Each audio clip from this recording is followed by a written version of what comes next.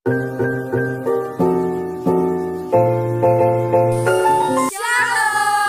Baiklah, di sini kami dari kelompok 6 akan membuat video pembelajaran dengan judul materi pengembangan evaluasi pembelajaran. Namun sebelumnya kami akan memperkenalkan diri kami terlebih dahulu. Nama saya Ega Istimeng sebagai moderator dan rekan saya Eka Yolanda Siregar, saya Irmawati Tugatoro, saya Yulianta Simbolon. Selamat menyaksikan. Yang pertama, kita akan membahas pengertian evaluasi pembelajaran. Secara umum, evaluasi pembelajaran adalah penilaian atau penafsiran terhadap pertumbuhan dan kemajuan peserta didik ke arah tujuan-tujuan yang telah ditetapkan sebelumnya. Evaluasi pembelajaran juga disebut untuk mendapatkan data pembuktian yang akan mengukur sampai di mana tingkat kemampuan dan keberhasilan peserta didik dalam mencapai tujuan kurikuler ataupun pengajaran. Selanjutnya, kita akan membahas mengenai fungsi evaluasi pembelajaran. Yang pertama, untuk mengetahui taraf kesiapan daripada anak didik untuk menempuh suatu pendidikan. Yang kedua, untuk mengetahui seberapa jauh hasil yang telah dicapai peserta didik dalam proses pembelajaran yang dilakukan. Yang ketiga, untuk mengetahui apakah pembelajaran yang selama ini diikuti bisa dilanjutkan dengan materi baru atau mengulang materi yang sudah lampau. Kemudian yang keempat, untuk mendapatkan informasi tentang peserta didik dan bagaimana memberikan bimbingan kepada mereka. Yang kelima, untuk mengukur kemajuan dan perkembangan peserta didik dalam memahami pembelajaran yang telah diberikan. Kemudian yang keenam, untuk mengukur sampai di mana keberhasilan peserta didik dalam pembelajaran yang telah dilakukan. Yang ketujuh, sebagai bahan pertimbangan dalam melakukan perbaikan proses belajar mengajar. Selanjutnya akan dibahas oleh teman saya Eka Yolanda. Ada beberapa tujuan evaluasi pembelajaran yang harus kita ketahui, di mana yang pertama yaitu sebagai bahan pertimbangan bagi bimbingan individual peserta didik. Yang kedua, membuat diagnosa untuk mengenal kelemahan serta kemampuan dari setiap peserta didik. Yang ketiga yaitu sebagai bahan pertimbangan bagi perubahan atau perbaikan dalam kurikulum. Materi selanjutnya yaitu ruang lingkup evaluasi pembelajaran yang ditinjau dari perspektif sistem pembelajaran, di mana ada dua perspektif yang harus kita ketahui, di mana yang pertama, ruang lingkup evaluasi pembelajaran ditinjau dari perspektif domain hasil belajar. Yang kedua, ruang lingkup evaluasi pembelajaran ditinjau dari perspektif sistem pembelajaran. Baik, yang pertama yang harus kita bahas yaitu ruang lingkup evaluasi pembelajaran yang ditinjau dari perspektif domain hasil belajar, yaitu terdiri dari dua domain, di mana yang pertama yaitu domain kognitif dan domain efektif, di mana domain kognitif di sini terdiri dari pengetahuan, pemahaman, analisis, dan evaluasi. Sementara dalam domain efektif terdiri dari kemampuan menerima, menanggapi atau menjawab, serta menilai. Perspektif yang kedua yaitu ruang lingkup evaluasi pembelajaran yang ditinjau dari perspektif sistem pembelajaran, yaitu terdiri dari dua. Yang kedua yaitu ruang lingkup evaluasi pembelajaran yang ditinjau dari perspektif sistem pembelajaran, yaitu ada dua hal yang harus kita ketahui, di mana yang pertama dari program pembelajarannya, yaitu terdiri dari tujuan pembelajaran, isi materi, metode, serta media-media pembelajaran. Yang kedua yaitu dari proses pelaksanaan pembelajarannya. Dalam hal ini terdiri dari kegiatan pembelajaran, guru sebagai guru dalam hal menyampaikan pembelajaran, serta peserta didik. Baiklah, materi selanjutnya akan disampaikan oleh teman kami, Irmawati Nengsi Tugatoro. Selanjutnya kita akan membahas mengenai jenis-jenis evaluasi pembelajaran. Jenis-jenis evaluasi pembelajaran ini ada dua. Yang pertama yaitu jenis tes dan kedua bentuk tes. Yang pertama jenis tes. Jenis tes ini adalah serangkaian latihan ataupun pertanyaan untuk mengukur sejauh mana keterampilan siswa ataupun pengetahuan siswa di dalam memahami pembelajaran yang diberikan oleh guru tersebut kepada siswanya. Yang kedua yaitu bentuk tes. Tes hasil belajar ini dapat dibagi menjadi dua bagian, yaitu tes lisan atau oral test, dan yang kedua tes tertulis atau written test. Tes lisan ini adalah suatu bentuk tes yang menuntut jawaban peserta didik dalam bentuk bahasa lisan. Contohnya yaitu saat kita melakukan ujian ataupun evaluasi. Pastinya jawaban kita yang dituntut oleh guru itu merupakan bahasa langsung. Saat guru selesai melakukan suatu pembelajaran, dia akan bertanya kepada siswanya, apakah pertanyaannya itu bisa dijawab oleh si siswa ataupun tidak bisa.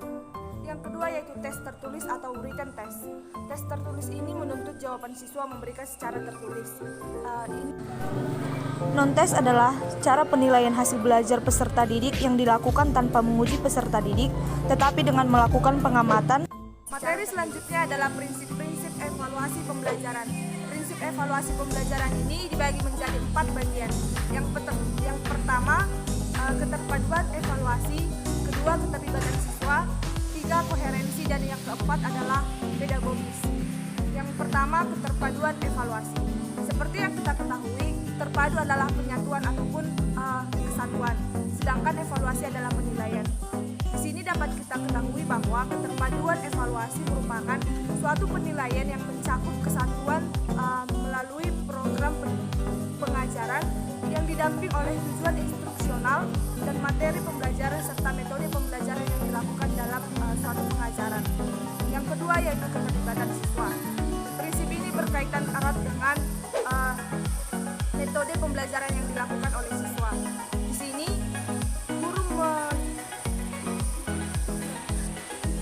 guru menuntut keterlibatan ataupun keaktifan siswa di dalam pembelajarannya, sehingga nanti di dalam melakukan evaluasi guru itu dapat melihat sejauh mana si siswa dapat memahami pembelajaran yang telah dilakukan kepada si siswa tersebut. Yang ketiga yaitu koherensi.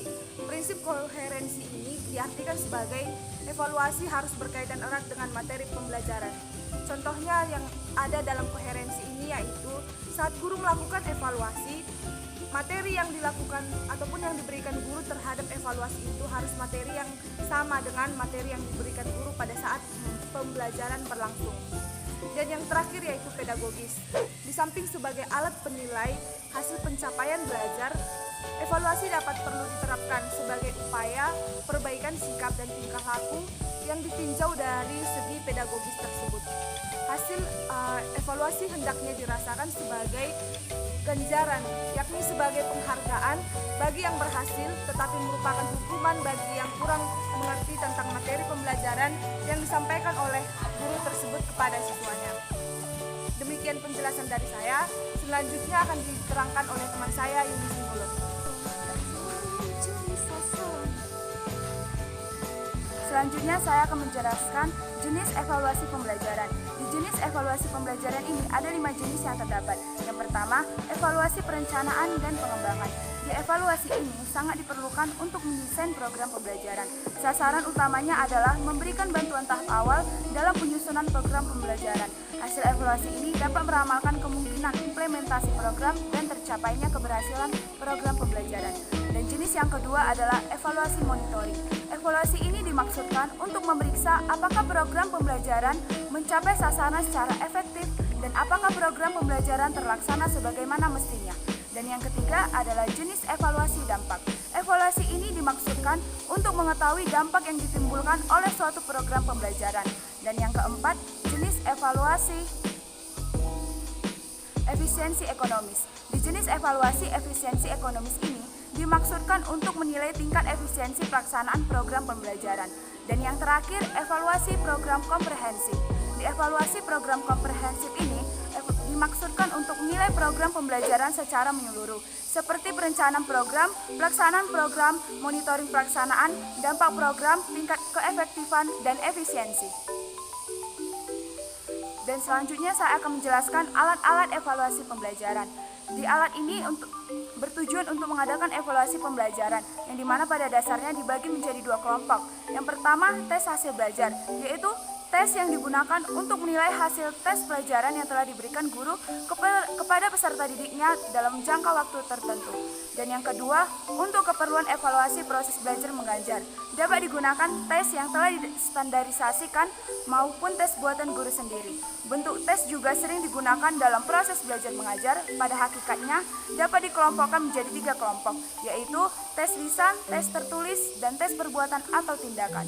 Sekian penjelasan saya mengenai jenis tes evaluasi dan alat-alat evaluasi. Baiklah, adapun kesimpulan yang dapat kami buat yaitu evaluasi pembelajaran adalah penilaian atau penaksiran terhadap pertumbuhan dan kemajuan peserta didik ke arah tujuan yang telah ditetapkan sebelumnya. Adapun fungsi evaluasi pembelajaran adalah untuk mengukur kemajuan dan perkembangan peserta didik setelah melakukan kegiatan belajar mengajar, untuk mengukur sampai di mana keberhasilan sistem pengajaran sebagai bahan pertimbangan dalam rangka melakukan perbaikan proses belajar mengajar.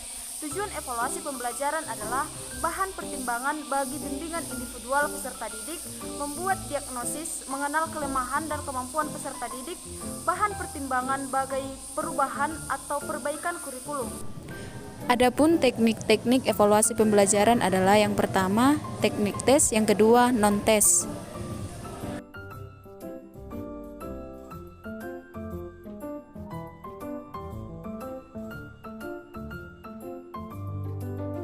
Baiklah, demikian pembahasan materi kami mengenai pengembangan evaluasi pembelajaran.